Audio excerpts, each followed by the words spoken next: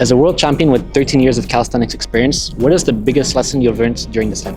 The time. Time. Yeah, we have to appreciate the time. So to not rush the process and just trust the process, continue, never stop, and you'll get where you want to be, basically? Exactly. In my perspective, I never been an athlete who had this fast progress. My progress was really slow during these years. So I appreciate that time into the sport. And overall, you have to enjoy the process. If you're doing without this enjoy, it's not worth why you're doing this.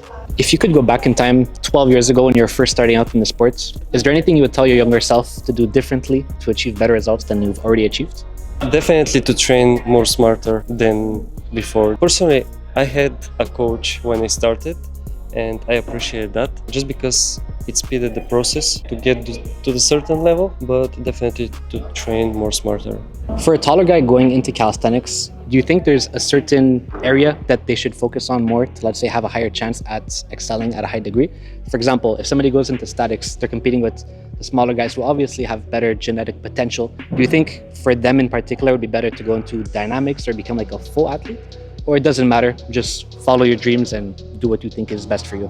It will be great if they find what is their strength first. And then if they have an option to make their elements easier, like not cheating, but to find the ways. For example, let's take one element, straddle, for example.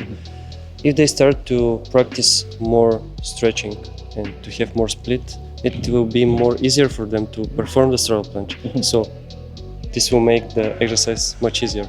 So they must to find which are their strengths and how to improve their skills, but to become more easier for them. And of course, they have to stay consistent in order, of course, to get higher level, just because they need more time. Yeah. But it's not impossible to achieve. As a taller calisthenics athlete compared to the others that are pretty good in the sports, is there anything you do differently to excel at both dynamics and statics? I would say no. I just follow my training program as I do, and that's it. So would you say height matters in calisthenics, or not as much as people make it seem that it is? It definitely matters, but you cannot change your biological factors. Like, of course, you can reduce your weight, but you cannot become more shorter. Sure. So you have to accept that and to be consistent and to follow your dreams in order to achieve your dreams, of course. Has being a taller athlete ever made you doubt your potential in calisthenics? Personally, I think that most of the athletes are taking this like an excuse. Like, of course, I agree that if you're a taller guy, it will be much harder to progress and it will take more time. But you have examples like big names into the calisthenics that they have really big level and they're still tall guys like Dan Sleisens, Einhauser.